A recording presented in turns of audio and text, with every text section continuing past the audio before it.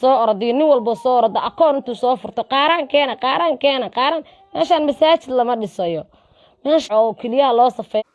Assalaamu calaykum waraxmatullaahi wabarakaatu. asxaabta qaaliga gacmo furan qalbi furan kusoo dhawaada salaan qaali ah kal ilaab kasoo goday naga gudooma waqti walba ay ku tahay oo filimkan fiirsanaysid caafimaad ku fiirso insha Allah biidnilaahi kariim waduu ilaahi karaan noqdo.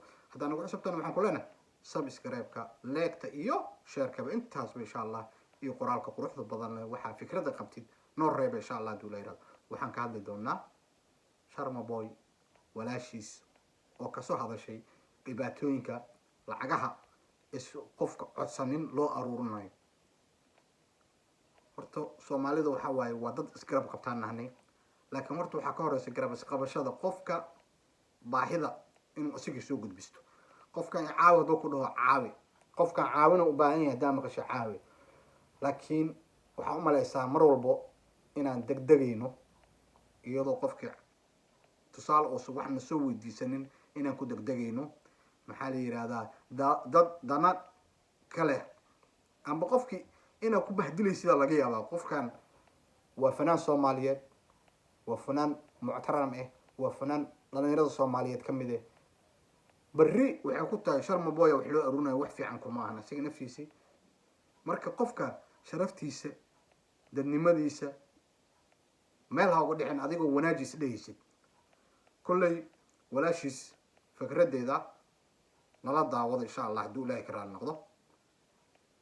maxaa yeelay wax walba xaqiiqda ay u baahan yihiin, bal wax yar nala daawado haduu ilaahi karaan.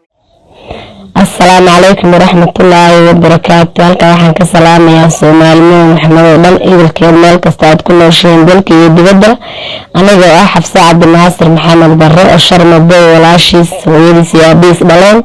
halka waxaan kala hadlayaa ciidamada akoomada iyo baaqlayaasha furtay lagu tuugsado oo ku haya Sharma Boy oo xanuunsan yahay qaaraan buu u baahan yahay. Sharmaaka qaaraan uma baahna, idinkana qaaraan inagama baahna, waayo reerkoodana mana matali kartaan. annaga walaalihiisa caafimaadkiisana ka warrano, wuxuu u baahan yahay ka warrano. inaad bar tuugsiga meel foolxuna naga galo waxa rabtaan aan iska sheegtaa waa wax laga fiican yahay. waad ka soo daashay rag iyo dumarkaad ka sheekeyn jirteen guryahoodii arrimahooda. waxa in bariiska halkaa naga galana waa laga fiican yahay. ilaahay baa wax laga baryaa, aadanaha wax lagama baryo.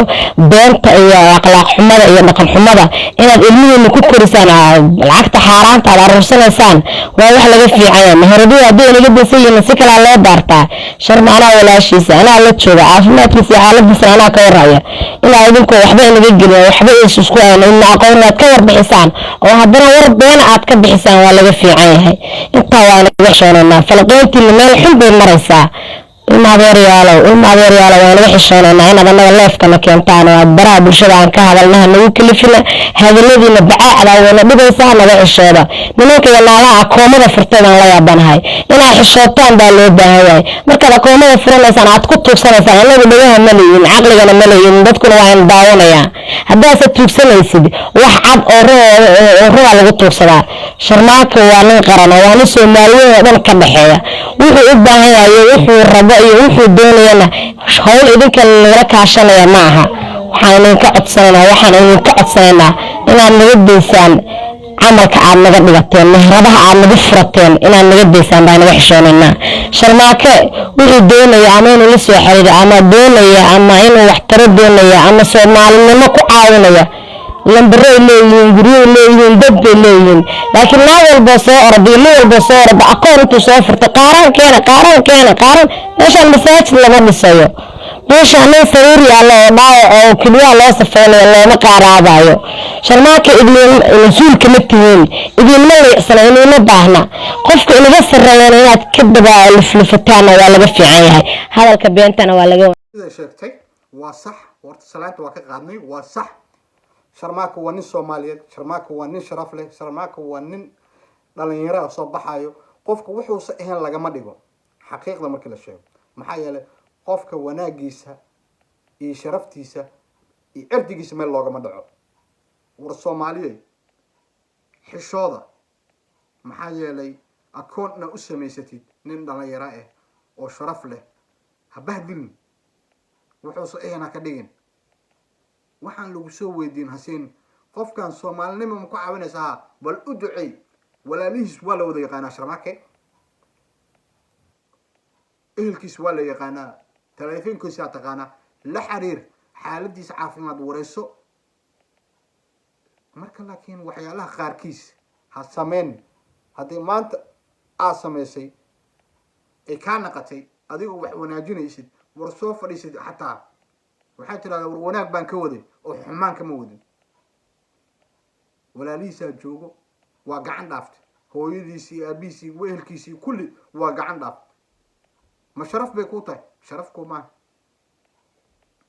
ila qofka reerkiisa looma gacan dhaafo war gabarey ama wiilow ma jeceshaha in reerkaada lagu gacan dhaafo maanta gurigaaga iyo xogtaada anigoon adiga kaasoo amar qaadana ma jeceshaha inaan gacanta geliyo waa maya qof walba reerkiisa xogtiisa asiga ayuu u roontahay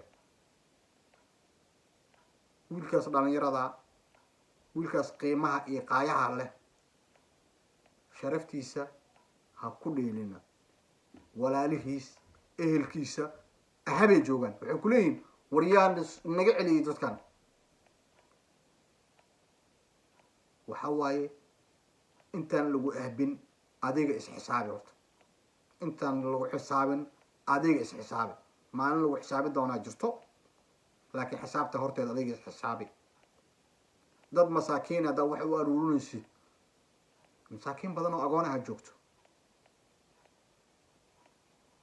ya maxamuud cabdinaasir sharmaboy walaalkiisa gaweyn watuu sheegay aan hore usoo daynin soo feesane waa la wada yaqaanaa waa nin soomaaliyeed waa wariye soomaaliyeed waa wariye weli ku caanbaxay u gargaarista dadka masaakiinta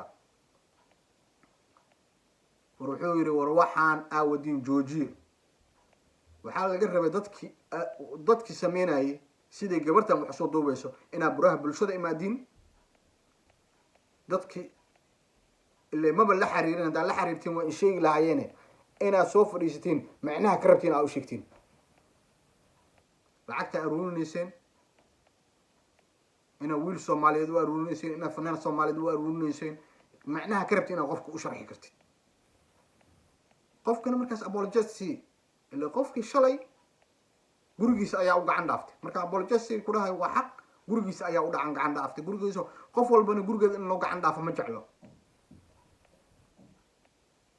fadlan walaalayaal mar kale wanaag iyo sharaf ayaan iga codsanaynaa ninkaas sharaftiisa iyo dadnimadiisa meel ha uga dhacenan idigoo wanaaji isdhehaysiin wanaagiisa waxaa fiirisiin asiga kolley soomaalidu waa mar walba waa heshiinayaan waa dadka maaragtay oo isku wada leh insha allah biidnillahi kariim ha loo duceeyo